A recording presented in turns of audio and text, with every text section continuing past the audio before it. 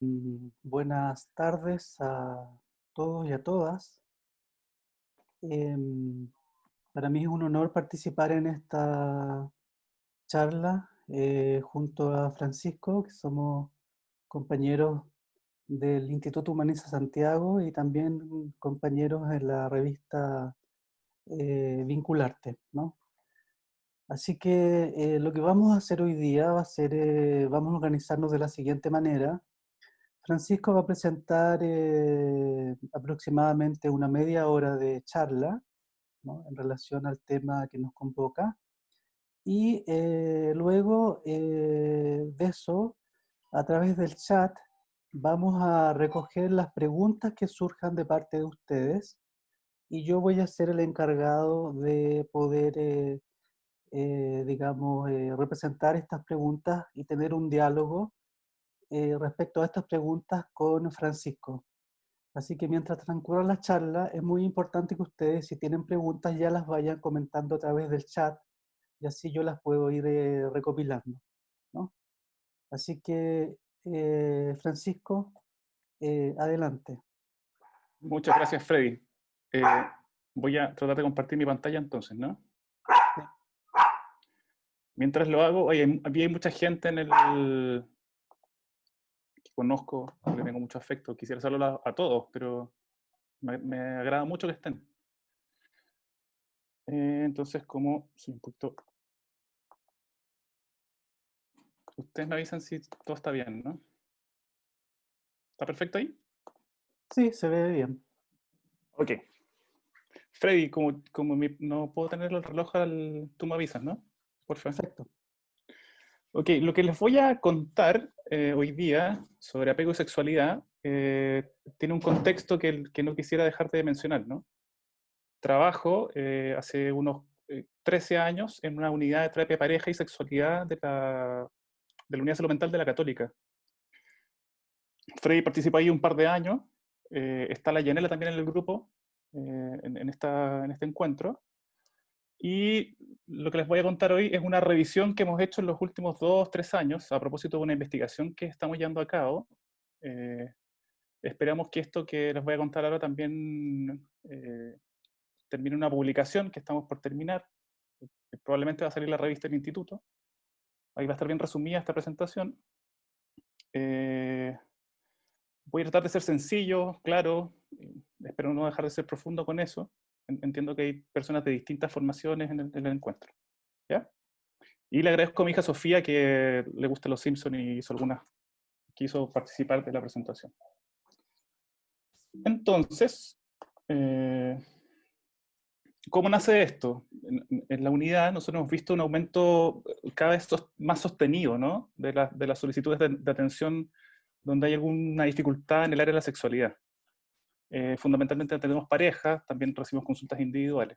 Y con el transcurso de los años, a propósito que hay toda una, una primera generación de terapia focalizada a la sexualidad, de mucha prescripción conductual, que es el año 60, 70, nosotros nos fuimos como viendo y siguiendo en realidad la posibilidad como de ampliar las posibilidades de comprender las consultas que nos hacían. ¿Ya? Y una manera de aproximarnos a eso, a propósito de que varios de mis compañeros de la unidad hicieron una formación en terapia de pareja centrada en las emociones, donde la teoría del apego es fundamental, a propósito de mi propia pareja que estudió apego y yo la acompañé un poco en eso, nos fuimos como introduciendo en el tema del apego y ver cómo era posible aplicar esto en el fondo a las consultas sexuales, ¿no? Por supuesto, pensar el tema del apego es un aspecto, ¿no? No creo yo con esto plantear que es la manera de mirar el tema de la sexualidad, es una puerta de entrada, es una manera como de poder entender estas consultas. ¿Ya? Hay varios contrapuntos necesarios que hacer, que son bastante interesantes y que ojalá los alcancemos como a conversar en la medida que avance la presentación. Entonces, probablemente todos están familiarizados con esto, voy a pasar muy rápido por aquí, pero para que todos tengamos una idea similar, el apego en el fondo es la búsqueda de proximidad para evocar protección y regulación. Probablemente si ustedes han tenido hijos, también relaciones de pareja, van a poder identificar esto fácilmente, ¿no? Entonces, el apego es un proceso que va a llevar del estrés a la calma, de sentirse amenazado o sentirse seguro. En un ejemplo sencillísimo, yo siempre cuento lo mismo para tratar de explicar esto. Cuando yo llevaba a mis hijas chicas, que ahora tienen 15 años, a una plaza, podía sentarme, tengo gemelas, ¿no? Alguna se podía caer, yo me iba a levantar, le iba a calmar, ella se iba a sentir de nuevo segura, iba a poder seguir jugando y yo podía volver a sentarme, ¿no? Es tan sencillo como eso, ¿no? Por supuesto hay muchas cosas más complejas, no es un proceso que funcione siempre de una forma exitosa, uno no es exitoso siempre en esto, pero es, en el fondo, entonces, para que lo recuerden siempre, para que cuando lo apliquemos un rato más al tema de la pareja, es básicamente ese proceso a través de un vínculo en cómo uno pasa del estrés a la calma, ¿no? Fundamental de entender, entonces, es que la experiencia de la seguridad va a ser la experiencia central, el objetivo central del sistema de apego, ¿no? Que, como en una segunda mirada, va a ser como el predictor de la forma en que uno se regula emocionalmente en la vida adulta, ¿ya? Una manera sencilla de graficar esto, a propósito de las clases del magíster de apego de mi compañera, si ustedes ven, todos los seres humanos venimos en el fondo dotados de alguna manera a manifestar el estrés desde que somos bebés, en el caso del bebé hambre, por ejemplo. El cuidador va a leer ese estrés y va a actuar idealmente de una forma sintónica para contener y proteger al niño o a la niña del estrés y sea sobre la calma. Y por supuesto, eso es un proceso entonces repetitivo, no siempre exitoso, que va a derivar en distintas, en el fondo, distintas maneras como de desarrollo, ¿no? Dicho eso, que es bien sencillo, muy simple, lo que nos interesa a nosotros, que es la terapia de pareja, la sexualidad y el apego en la vida adulta, se tomó, hacia fines de los años 80, un concepto planteado en la teoría del apego que tenía que ver con el modelo interno.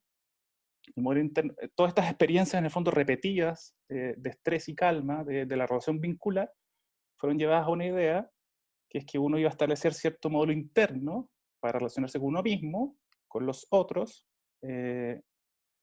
y que iba a ser en algún sentido estable a través de la adolescencia y la adultez, ¿ya? Y por tanto iba a aparecer ya en la vida adulta en la relación con los propios hijos y en relación con la pareja, ¿ya? Sobre la base de ese concepto es que se empezó a estudiar hacia finales de los años 80 el tema del apego en el adulto, ¿no? La Sofía agregó su aporte como para entender lo que estamos planteando en este rato, ¿no?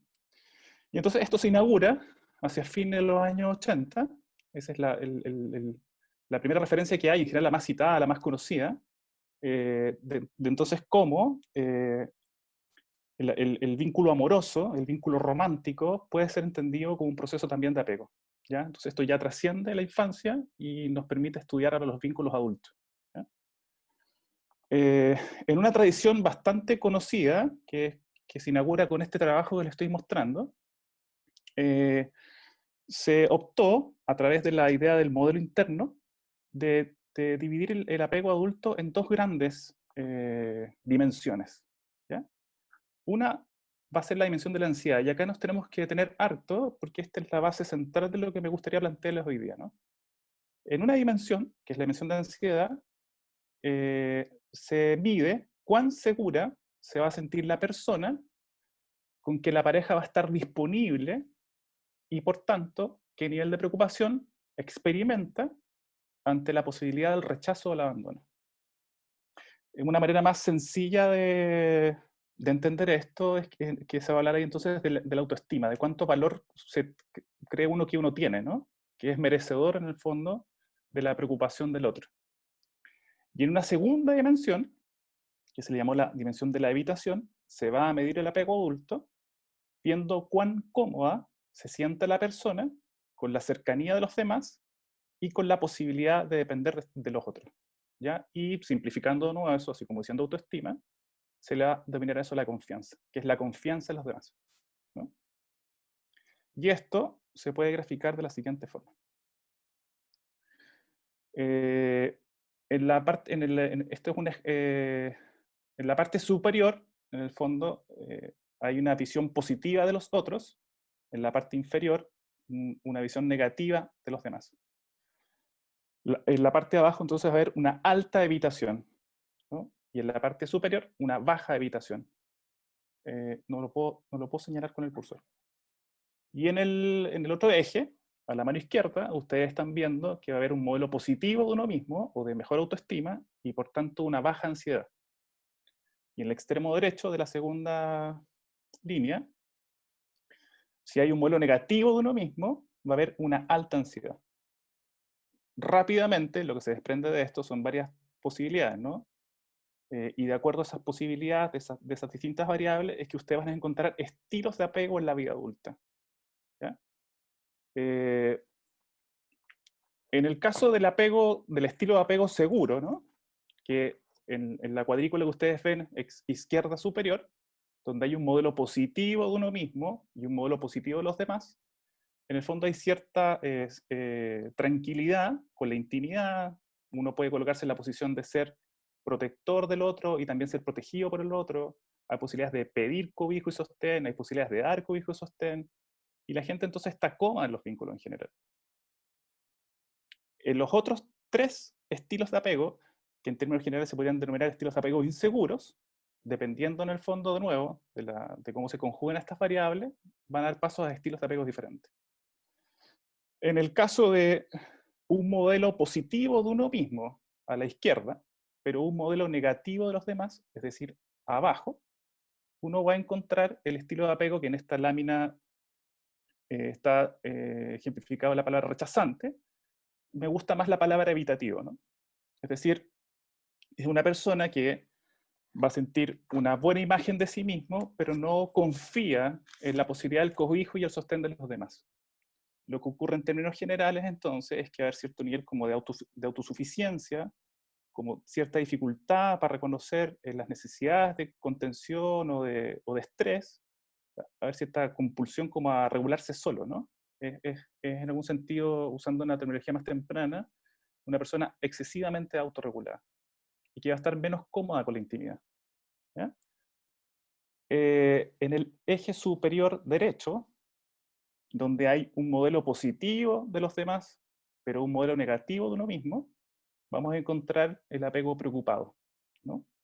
El apego preocupado, a diferencia del estilo de apego evitativo que se desactiva frente al estrés intentando calmarse solo, en el apego preocupado hay una sobreactivación en las situaciones de estrés y por tanto vamos a encontrar una persona que más bien va a tender como a sentir más amenaza en relación a las cosas que ocurren.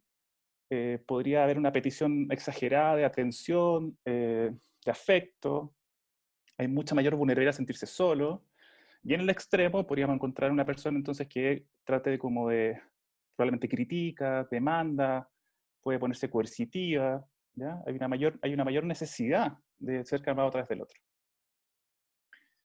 Para los que necesitan hacer terapia de pareja, hay una consulta muy habitual cuando se mezcla cierto rechazo a la intimidad, que sería el estilo de apego más evitativo, y en el fondo se conjuga con un estilo de apego más preocupado, donde hay un cierto temor al abandono, ¿no? Esa conjugación, que en la terapia central de emociones se denomina la del perseguidor evitador, se genera en el fondo un alto nivel de insatisfacción con la relación. Y suele ser una presentación bastante habitual de las consultas en pareja. ¿Eh? Y finalmente, como esto es un modelo dimensional, eso quiere decir que estas no son categorías estancadas, ¿no? Sino que los modelos de sí mismo y los demás se mueven en un continuo, vamos a encontrar el apego temeroso, donde va a haber por decirlo de una manera sencilla, una cantidad variable de evitación o de ansiedad que va a ir determinando cuál de las dos, en el fondo, dimensiones se mueve con más poder, ¿ya? Que se expresa con más claridad. Dicho esto, veamos cómo esta teoría del apego aplicada en el fondo a los adultos, espero que esta diapo la puedan ver bien, que está chiquitita, ¿no? Vamos a vincularla con la respuesta sexual, ¿no? En la circunferencia A, ustedes van a tener un miembro de la pareja con su propio estilo de apego, que es lo que les acabo de contar, y van a tener un miembro de la pareja B, donde se conjugan dos cosas, ¿no? B es un objeto de deseo estamos hablando en términos sexuales, pero también es una figura de apego, ¿no? En este establecimiento, una relación romántica adulta que puede ser vista como un vínculo de apego. La proximidad del encuentro sexual, de la emergencia del erotismo, va a hacer entonces que este modelo con el que nosotros venimos desde la niñez, y que se expresa en la vida adulta, se active, ¿no? Que es el cuadrito que ustedes ven a mano derecha, debajo de la figura B, ¿no? Se van a activar representaciones mentales, ¿no? Básicamente, según la propuesta de este autor, van a activarse dos tipos de representaciones mentales, ¿no? De acuerdo a lo que genera la figura de apego, ¿no? Se van a activar representaciones mentales que evocan seguridad, y por tanto modelos de relación tempranos que son sensibles, cálidos, empáticos, lo cual va a generar una ansiedad positiva que va a potenciar el ciclo de respuesta sexual más conocido, ¿no? Que es el modelo trifásico que ustedes ven ahí de deseo, excitación y orgasmo. Por el contrario, si la figura de apego lo que hace emerger son representaciones mentales que evocan inseguridad y desprotección, se va a activar más bien una ansiedad negativa, producto de un modelo más bien frío, insensible, distante, una ansiedad negativa que va a ser sentida como una incomodidad que va a interferir con ese ciclo de respuesta sexual, ¿no? Entonces, nosotros empezamos a apreciar que el estilo de apego, medido en la vida adulta, podía ser entonces una buena manera de poder comprender cómo es que la ansiedad, por ejemplo, ¿no? Podía ser, ya lo sabíamos, se sabe hace mucho tiempo, ¿no? Podía potenciar o interferir la respuesta sexual, pero ahora ya explicada, en el fondo es un modelo vincular, que a nosotros nos interesa mucho, producto que trabajamos haciendo terapia de pareja, ¿no?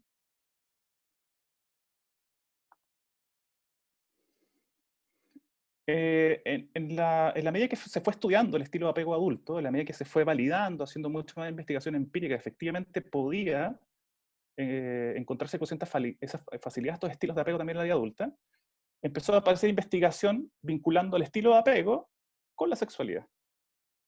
De esta lámina, me gustaría en el fondo más bien rescatar, bueno, aquí están las nomenclaturas están un poco cambiadas, ¿no? Pero en el segundo cuadro, que está denominado ambivalente, que en la diapo anterior nosotros más bien catalogamos de ansioso, ya sea del tipo preocupado o del tipo temeroso, lo que me gustaría rescatar, solamente por una cuestión de tiempo, porque es importante, es cómo aparentemente el estilo de apego más cargado hacia la ansiedad podía en el fondo expresar conductas sexuales en las mujeres, conductas sexuales distintas que en los hombres, ¿ya?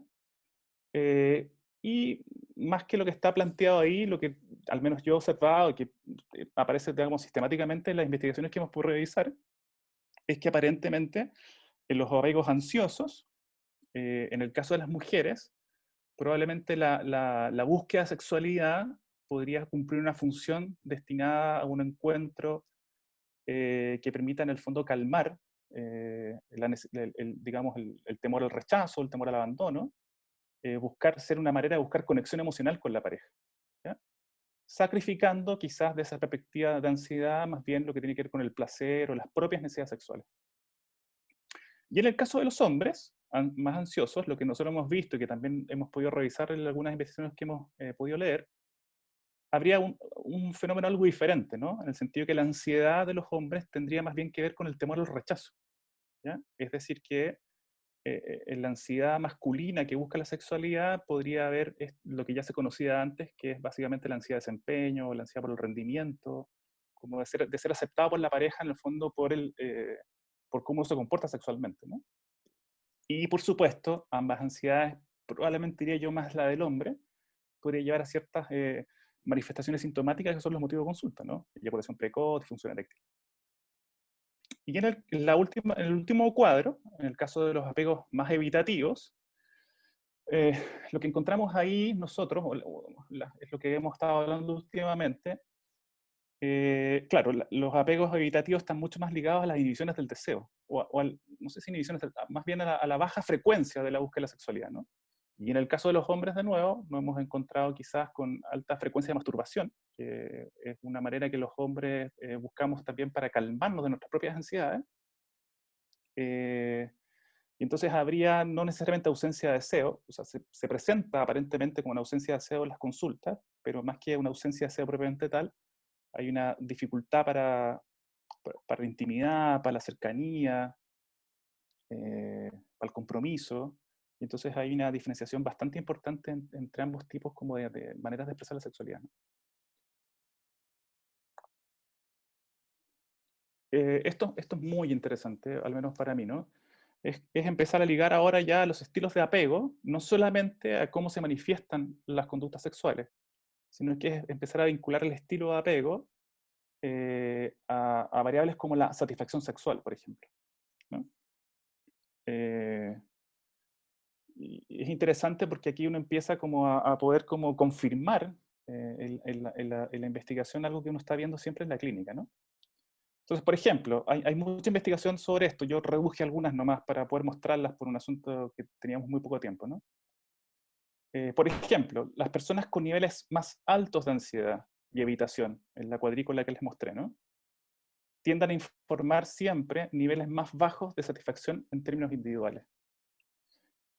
Vamos a ver un poquito en la siguiente diapo que aparentemente esto es mucho más poderoso en lo que tiene que ver con las personas con estilo de apego más evitativo, ¿ya? Pero en general, cuando hay inseguridad en el apego, ya sea a través de la dimensión de la ansiedad o de la dimensión de la evitación, nos vamos a tender a encontrar con más bajos niveles de satisfacción sexual, ¿ya?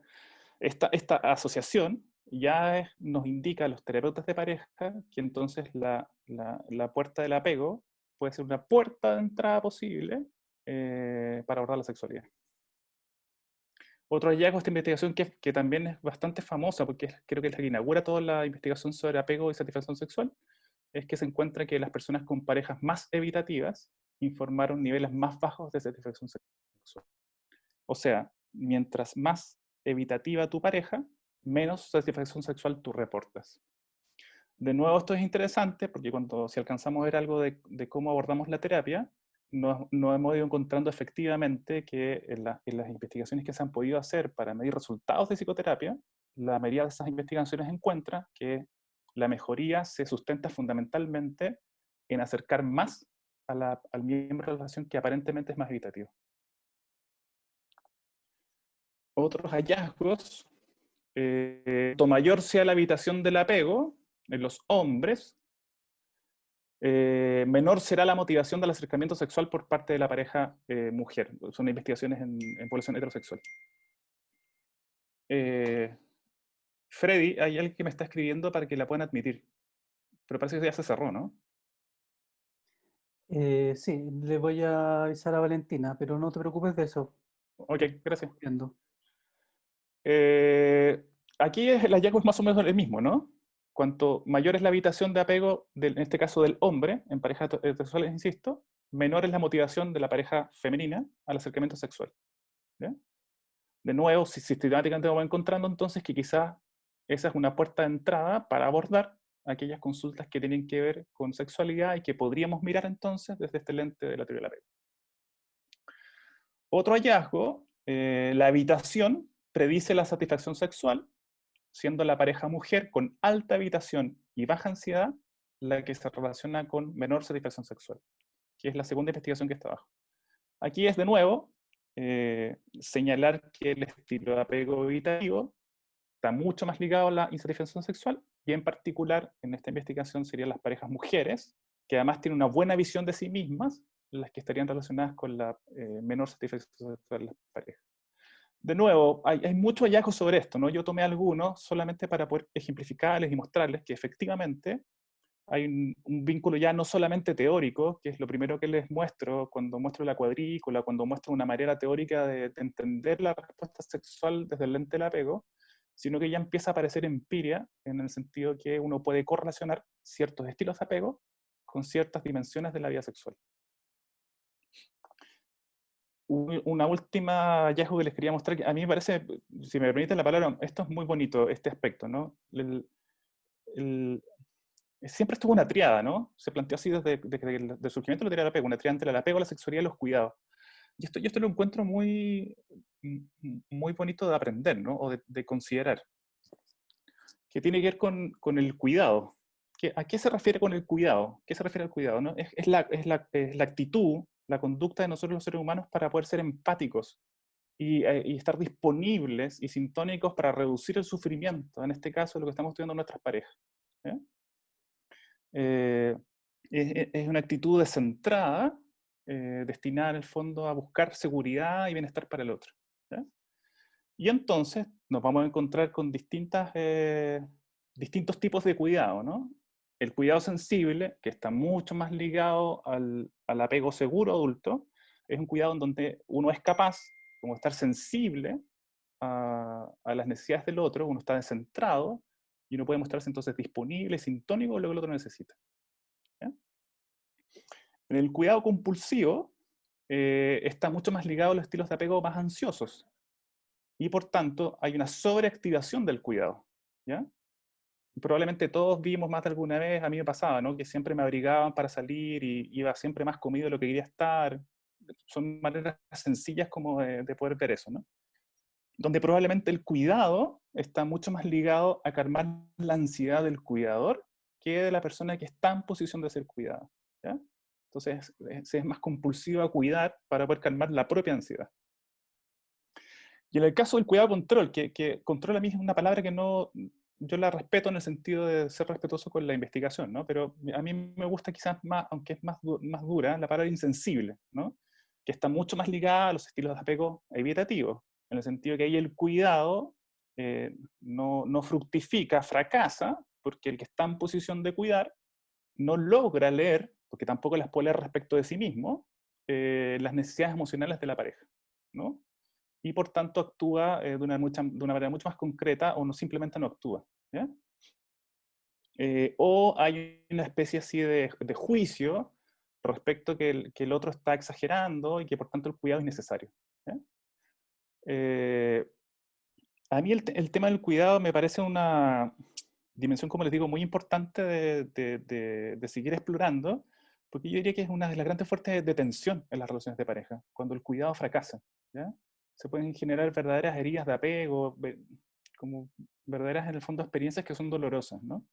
Pero por el otro lado también, el cuidado, cuando es un cuidado que es sensible, cuando es oportuno, por ejemplo, en una situación de una enfermedad, también genera de las emociones más poderosas de la vida en pareja, a las cuales uno debería estar siempre atento, que son, por ejemplo, la gratuidad, en el sentido que el que cuida te otorga un cuidado que es gratuito, sin esperar que sea recíproco, que probablemente es la base de lo amoroso, ¿no?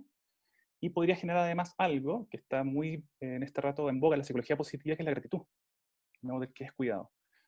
Y en general, cuando esto se da, entonces el sostén, el cobijo, la relación tiende, desde la gratitud, desde la gratuidad, en el fondo a hacerse muy poderosa. ¿Ya? Bueno, pero vinculado al tema de la sexualidad, en esta investigación que les muestro, el cuidado sensible se relaciona positivamente con el deseo sexual en el caso de las mujeres. ¿Ya? Y el cuidado control o el cuidado insensible, mucho más ligado entonces a los apegos de estilo evitativo, se va a relacionar negativamente con el deseo sexual también en el caso de las mujeres. Se discutía en esta investigación que cito, porque parece muy evidente, ¿no? Que aquí el tema de la socialización de género parece fundamental, ¿no? Todavía, a pesar de todos los cambios que podrían estar ocurriendo, ¿no? ¿Sí? Como me quedan 5 minutos, no sé si tú quieres, tengo 2 láminas para hablar sobre terapia, no sé si quieres que las termine o paramos aquí para que hagan unas preguntas y después cerramos con esto. Pienso que no, termina en estos 5 minutos estas dos láminas, ¿te parece? Para que abramos las Ok, preguntas las personas ok, que ya tengan sus preguntas las pueden ir planteando en el chat. ok.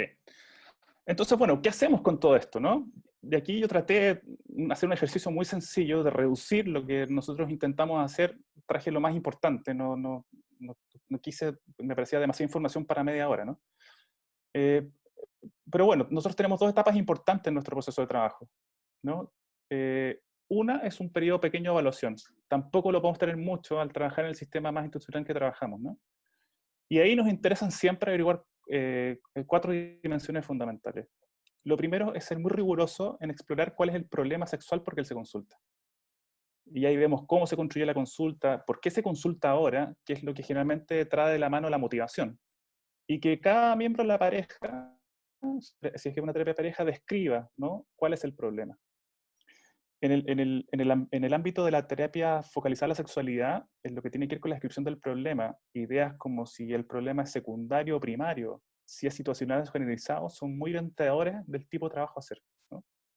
Primario quiere decir que siempre existió, secundario es que surgió en algún momento el desarrollo de la persona. Generalizado es que le ocurre en todos los ámbitos de la sexualidad, situacional es que le ocurre en el ámbito específico de la relación de pareja.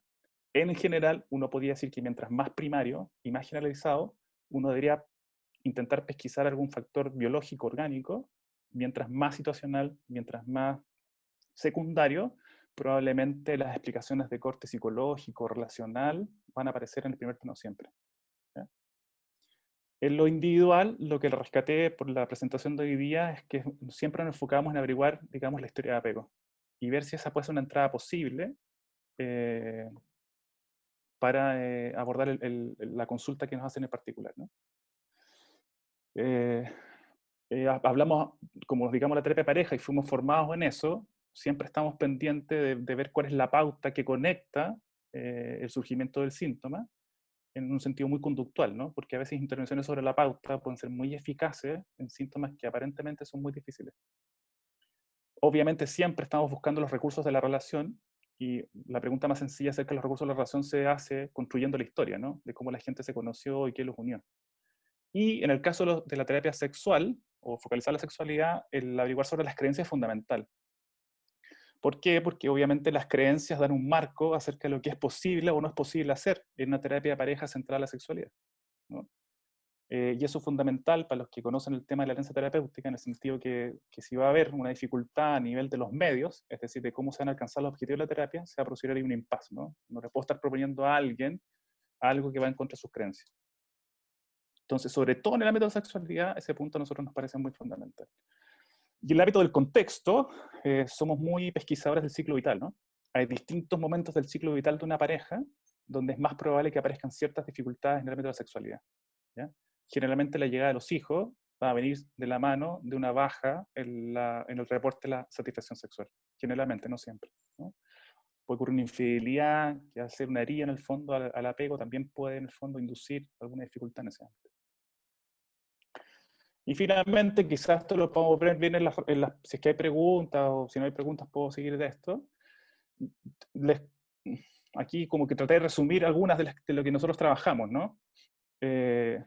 Hacemos intervención en torno a la alianza y aunque parezca esto sencillo y muy simple, en el tema de lo que les traje a colación, que es el tema del apego, en la construcción de la alianza, en particular de la dimensión del vínculo, en lo que tiene que construir una base segura con el fin de poder explorar aquellas, en el fondo, emociones, historias que son tan sensibles en este ámbito que a la gente le cuesta poder, en el fondo, escribir y expresar, es fundamental, ¿eh? Hacemos intervención en torno al manejo de la ansiedad. La ansiedad es todavía una gran herencia de los primeros modelos de terapia sexual, ¿no? Donde el concepto que les cité antes de la ansiedad de desempeño todavía es algo que está muy vigente y entonces hacer prescripciones directas en torno a manejar esa ansiedad suele también traer alivio y permite en el fondo ir sobre otras intervenciones después. Las más conocidas son en el fondo la previsión de las relaciones sexuales, la focalización sensorial destinada como a acercarse a la sexualidad sin objetivos, sin expectativa, suelen ser en algunos casos bastante efectivas para el manejo de la ansiedad. Hacemos intervención en torno a la pauta, para los que son terapeutas sistémicos es como central, ¿no? Poder distinguir cuál es la pauta conductual que conecta el síntoma y poder hacer algún tipo de intervención que la modifique. Intervención en torno a los estilos de apego, como ya me estoy pasando del tiempo, yo no estoy formado en eso, algunos de mis compañeros sí. eh, una terapia central en las emociones, que es la de Susan Johnson, que se ha mostrado muy eficaz en la terapia de pareja, y también hay, digamos, trabajos sobre sexualidad, trabaja específicamente, ¿no? Dos cosas. Los circuitos negativos en que las parejas se enredan al momento de afrontar necesidades de apego frustradas, y después de una segunda parte, cómo segurizar el estilo de apego, son intervenciones que cada día más estamos en el fondo pudiendo trabajar, ¿no? Y después, probablemente, si las conocen, otro grupo grande de intervenciones posibles son las intervenciones conductuales, ¿no? Son prescripciones concretas y directas, muchas veces reseñadas para cada dificultad sexual específica, que probablemente en el tema del manejo del tiempo, de la terapia, en general nosotros pensamos que pueden ser prescritas mucho más adelante, ¿no? A veces prescripciones conductuales directas en etapas tempranas de la terapia suelen fracasar, ¿no? Y suelen generar dificultades también en el tema de la alianza. O hay parejas que en realidad lo piden directamente y uno puede ir directamente sobre eso y tener un efecto más o menos beneficioso. Freddy, quiero ser riguroso con el tiempo. Bien, Francisco, gracias. Voy a sacar mi Tendrías, pantalla, ¿te sí, parece? tendrías que dejar de compartir y vamos a ir recogiendo las preguntas que puedan ir surgiendo de las personas que están participando de esta charla, ¿no? Así que bueno, les pedimos que formulen sus preguntas para yo poder, a través del chat, para yo poder realizar estas preguntas a Francisco, ¿no?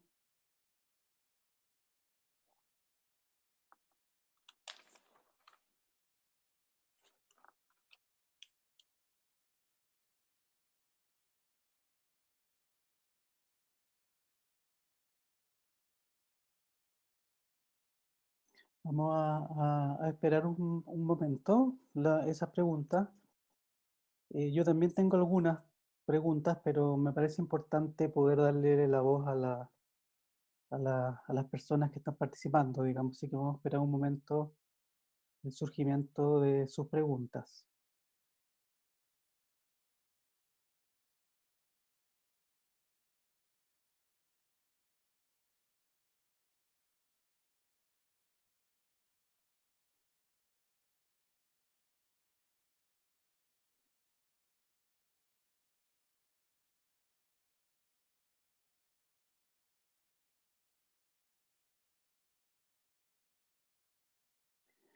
Francisco, hay un par de preguntas que tienen que ver con la alianza terapéutica. Em, por ejemplo, Daniel Barrientos dice, quería consultar sobre alianza terapéutica y y el trabajo de impas en los niveles de los estilos de apego ansioso. Y Tali Van Gortin, dice si se puede profundizar más en la intervención en torno a la alianza terapéutica. Bueno, el tema de la alianza terapéutica es un tema muy importante, muy transversal a las diferentes terapias, pero en este sentido de la terapia de pareja, qué Ok. podría señalar? Un resumen sencillo de alianza, ¿no? La, la pregunta que hace, no me acuerdo quién era, pero bueno, es la presentación que yo hice el año pasado, si te acuerdas, Freddy, en Viña, ¿no? Que Ujú. era estilos de apego y alianza terapéutica. Así que me acuerdo bien de esa presentación. Claro, recordar para todos, ¿no? La alianza terapéutica tiene tres componentes fundamentales. El primero es el vínculo, ¿no? Que es la cualidad de la relación afectiva, si lo quieren ver de esa manera.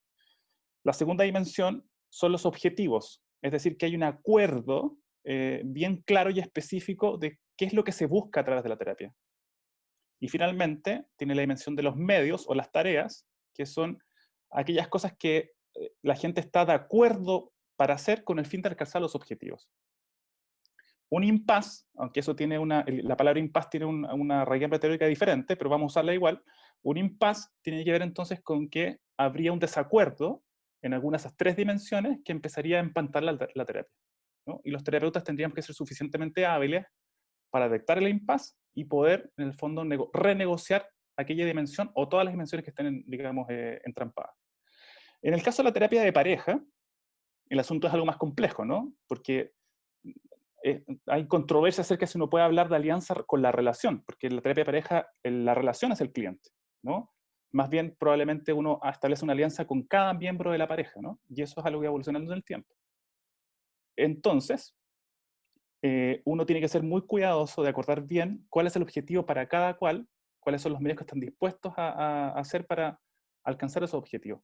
Es más difícil porque tienes que hacerlos con dos personas y además después tiene que haber una especie de acuerdo, ¿no? En una cosa triangular. En mi experiencia, el impasse más habitual en relación a la terapia de pareja focalizada en la sexualidad, diría que son básicamente dos. Uno es cuando el terapeuta pierde el objetivo, ¿no? En relación a que cree, genuinamente, que son los aspectos de la relación, aquellos que explican la dificultad sexual, y por tanto cree que si esos aspectos de la relación funcionan mejor, la sexualidad va a mejorar. La verdad es que no siempre es así. Y entonces lo que ocurre ahí es que el impasse se basa en que el terapeuta olvida el pedido original. Entonces, una recomendación bastante habitual en la terapia de pareja centrada en la sexualidad es no olvidar nunca el pedido original. Es decir, aquello que motivó a la persona a ir a la terapia. Porque en este ámbito en particular existe cierta tentación de pensar que los aspectos relacionales son los que explican la dificultad sexual y no siempre es así. El segundo impasse habitual, lo alcancé a anunciar hace un rato, tiene que ver con el tema de los medios, ¿no? Es cuando el terapeuta empieza a proponer algo que le parece valóricamente o teóricamente, ¿no? O empíricamente muy bastante coherente con lo que la pareja o la persona está solicitando, pero eso va en contra de las creencias de la persona o está en un tiempo que no es el adecuado. ¿Ya? Yo diría que esos básicamente son los dos impases habituales. Bueno, y la manera de resolver el impasse es metacomunicar sobre eso, ¿no? Lo cual requiere a los terapeutas siempre una gran sencillez, una gran humildad, ¿no? En el sentido de abrirse a la que la terapia no anda, que hay que conversar sobre eso, etc. No sé si la segunda pregunta era más o menos lo mismo. Sí, tal vez va en esa línea. Ok. Hay algunas preguntas que tienen que ver con que hace, por ejemplo, Yasna Arregada o Claudia Álvarez, que tiene que ver qué has observado en la consulta en relación al tema de la vivencia de la libido o la sexualidad en estos meses de pandemia, ¿no? Ah, Eh, ok. entonces, ¿cómo ha afectado, qué te parece a ti, cómo ha afectado la pandemia esta vivencia sexual que tiene que ver también con la afectación del apego, ¿no? En un tiempo de mucha inseguridad.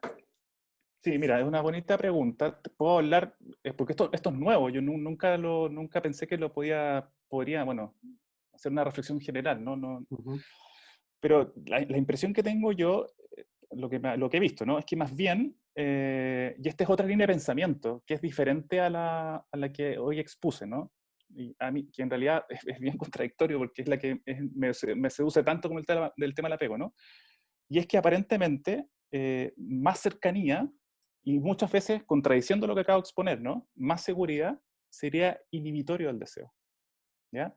No vamos a hablar de eso ahora, yo les recomiendo que lean Inteligencia Erótica de Esther Perel, hay un par de charlas TED de ella en la web bastante buenas sobre deseo sexual y sobre infidelidad, que es otra manera de mirar el tema del deseo, ¿no? Ya específicamente, ¿no? Y es pensar que en realidad el exceso de fusión, de juntidad, como quieran llamarlo, más bien no sería facilitador del deseo, ¿ya? Más bien lo inhibiría, ¿no? Que es una línea de pensamiento diferente, porque aquí estamos hablando que la seguridad y quizás la mayor cercanía facilitaría en el fondo el deseo. Son dos, es un contrapunto, ¿no? Lo que yo he visto hasta aquí, más que menos, es que más bien la juntidad de la pandemia ha más bien inhibido el deseo. Ahora, si lo veo de esa perspectiva, si lo miro a la perspectiva de lo que hablamos hoy día, que es del apego, claro, probablemente la gente en este rato está estresada, está angustiada por lo que está ocurriendo, por la incertidumbre, y como les mostré, no las alcancé a mostrar aquí, pero la angustia suele ser un aspecto inhibitorio también de la sexualidad. Entonces yo esperaría que en realidad esa idea que se pensaba de que íbamos a estar juntos, de que eso íbamos a tener tiempo, no necesariamente se cumplió.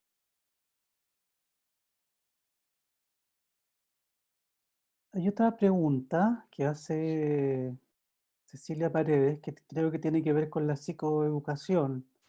¿Ya? Ella pregunta, ¿qué tan recomendable es dar información a la pareja sobre los estilos de apego como un insumo para la autoobservación de su funcionamiento?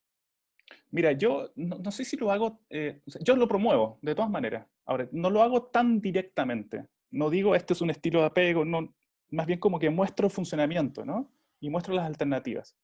Ahora, pero una manera preciosa de hacerlo, que yo algunas veces lo hago y funciona, es que la gente lea.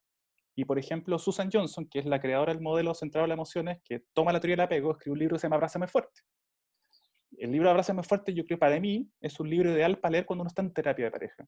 Y si bien no te habla directamente de la forma en que hemos hablado hoy día, te introduce de esta forma, en este tipo de conversación.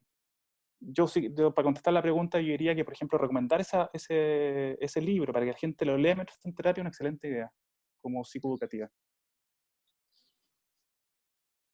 Eh, No sé Piera si es Luz. popular decirlo, los libros los tengo, después si quieres los paso y la gente los puede tener. Ah, gracias. Súper. Francisco, Piera Luso Gatica señala una pregunta que me parece también muy interesante. Dice, entendiendo que el apego se construye en los primeros años de vida y define de algún modo el propio estilo de apego y el modo como se establecen las relaciones significativas, ¿es posible que el tipo de apego sea mutable, ¿no? Pueda cambiar? De esta manera construir un estilo más seguro y sano, ¿no? Yo creo que alude a cómo la relación de pareja también puede ser si puede o no ser un proceso de transformación del apego. Mira, eso es una excelente pregunta y la respuesta es controversial. ¿Ya? Vas a encontrar en el fondo resultados que apoyen distintas maneras. Te voy a contar la que hasta ahora la idea que tengo, probablemente cambie, ¿no? Pero en principio yo diría que sí. ¿Ya? Eh, Diría que una terapia individual tiene la cualidad suficiente para poder en el fondo eh, ir modificando el estilo de apego. La terapia pareja, ahí es más controversial, porque lo que hemos estado leyendo últimamente acerca de resultados en terapia pareja respecto del estilo de apego, es que al menos a seguimientos de 24 meses los cambios se mantendrían, ¿no? La duda que nosotros tenemos cuando leemos ese tipo de investigación es si se mantienen producto de la relación y el vínculo específico en donde se trabajó. ¿Ya? Lo tercero que se sabe, que eso es indudable y ahora está muy en boca también, es que los resultados, por ejemplo, de una psicoterapia o las modificaciones que se producen en los estilos de apego producto de que estás en una relación determinada, tienden a diluirse ante situaciones que son impredecibles, inestructuradas e inesperadas. Cuando el sujeto vuelve a evidenciar ese tipo de situaciones, tiende a reaparecer en el fondo el funcionamiento de apego basal. ¿Ya? Pero en principio yo soy optimista, yo tiendo a pensar por la experiencia propia, por lo que uno lee, es que efectivamente una terapia individual, una buena relación de pareja, tiende en el fondo a modificar el estilo de apego. Está por verse si esa modificación es mantenida a largo plazo. Yo hasta aquí no he leído investigación que permita más allá de los 24 meses poder contestar esa pregunta, pero en principio sí. Cuando me hacen preguntas como esta, yo siempre cito una investigación preciosa que leí alguna vez. Entiendo que hay también muchos trabajadores sociales en la reunión, ¿no? Que vinculaba, por ejemplo, traumas sexuales en la infancia, el cuidado de los padres en la infancia y la relación de pareja en la vida adulta. Y vinculaban esas tres variables con depresión, con la probabilidad de deprimirse en la vida adulta. ¿Ya? Porque ya se sabía por modelos neurobiológicos desde los años fines de los 90 que el trauma en la infancia era un buen predictor de deprimirse en la vida adulta. Y el resultado es increíble, porque tú puedes haber sufrido un trauma sexual en la infancia, haber recibido un pobre cuidado de tus padres a propósito del mismo trauma. Pero si tenías una buena relación de pareja en la vida adulta, el porcentaje de posibilidad de deprimirse bajaba ostensiblemente. ¿Ya? Con eso quiere decir que el poder de un buen vínculo en la vida adulta es muy grande respecto a hacer modificaciones de este tipo, ¿no? Entonces, en ese sentido, yo soy optimista y creo que la terapia también forma parte de eso. Ujú. Francisco, hay algunas preguntas específicas acerca de, por ejemplo, Carolina Paz, quisiera saber más respecto a la dinámica que se genera en estilos de apego ambivalente con evitativo, ¿no? Pienso que se refiere a una relación de pareja Sí, sí, donde uno es ambivalente y el otro es evitativo. ¿Cómo ayudar en estilos tan disímiles, ¿no? Si es posible tener algunas ideas al respecto. es otra buena pregunta. Claro, cuando hay una, no sé, una palabra sencilla, cuando hay una mezcla de un evitativo con una persona más ansiosa, me imagino que es lo que quiso decir, ¿no? Eh, el evitativo tiende al rechazo de la intimidad, tiende en el fondo a aumentar el nivel de distancia que necesita para estar en la relación. En cambio, la persona que está en un estilo de apego más ansioso tiende en el fondo a estar más tensa, más temerosa del abandono y el rechazo, y por tanto necesita más cercanía. Desde otro punto de vista, la adecuación de la cercanía y la distancia es fundamental en ese tipo de pareja. Desde el modelo centrado en las emociones, que es la terapia de pareja en el fondo que ha tomado la teoría del apego, lo que entiendo que se hace, porque no la he estudiado suficientemente bien, es que lo primero que se hace es poder construir con la pareja cuál es el circuito negativo, ¿no? Por ejemplo, es muy habitual en un evitativo con un ansioso el circuito de la crítica y la defensa. Entonces, la primera parte de la intervención va destinada a poder, en el fondo, inhibir ese circuito, que la gente tome conciencia del circuito y lo pueda detener. Y la segunda parte, que es bastante bonita, en el fondo cada uno, probablemente a través de la historia de apego de cada cual, va pudiendo hacer emerger las emociones primarias, ¿no? Y las emociones primarias están destinadas, en el fondo, a poder entender cuáles son las necesidades de apego que están frustradas. Porque la frustración de la necesidad de apego se expresa a través de la rabia, ¿no? Y ese es un camino de construcción. Yo, que no necesariamente he estudiado eso suficientemente bien, más bien lo que tiendo a hacer, por ejemplo, ahí es ajustarse que no hay distancia. Hay personas que necesitan, para estar en relación y estar cómodas, sentirse más cercanas, porque si no se sientan abandonadas. Hay personas que para estar en relación necesitan sentirse más distantes, porque si no se sienten agobiados o agobados. Esa es una manera. La otra manera es que a veces las historias de apego, yo busco que generen compasión, ¿no? Cuando generan compasión, cuando tú comprendes que tu pareja te está pidiendo algo, no solamente porque le pasa algo contigo, sino que le pasó algo antes, se destraba algo súper importante, y es que la gente entiende que no te están pidiendo algo en este momento, digamos, porque sí, ¿no? Sino que eso tiene una historia, y generalmente la mayoría de las personas generan sentimientos compasivos que permiten armar la situación de una forma distinta.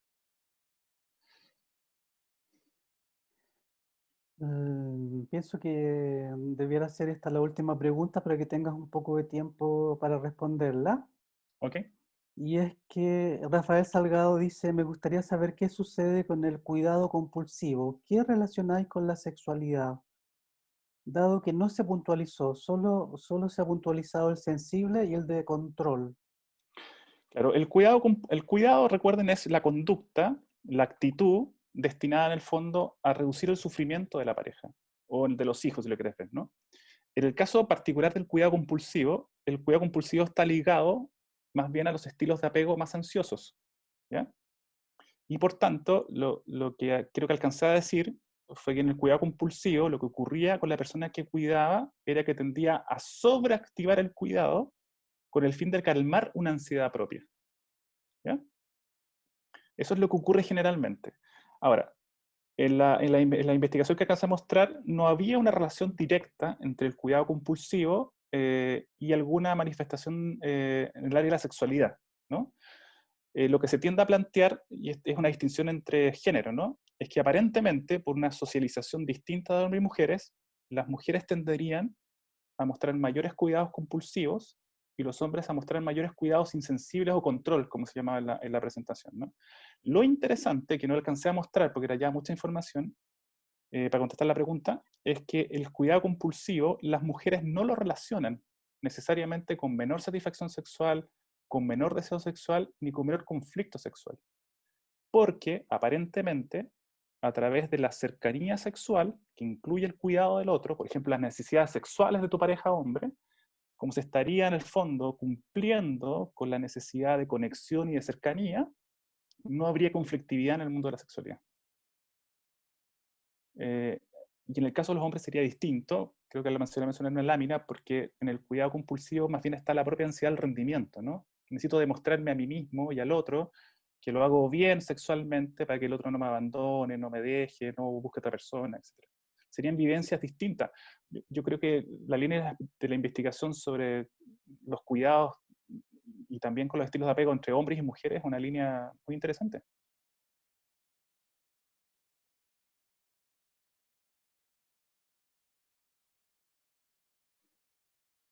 Bueno,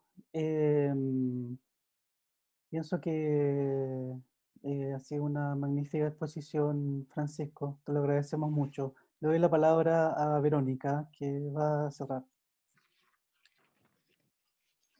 Muchas gracias, Freddy y Francisco, por la generosa y desinteresada colaboración en el desarrollo de esta actividad, que esperamos haya sido provechosa para todos nosotros.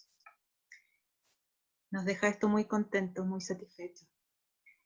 Una próxima charla y diálogo lo efectuaremos a fines de julio, ya que a partir del 17 de junio, o sea, la próxima semana, daremos inicio al curso internacional online dirigido a profesionales de la salud mental que dirigirá el psicólogo italiano.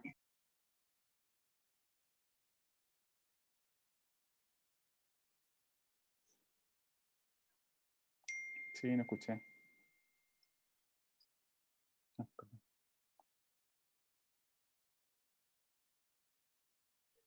No se escucha.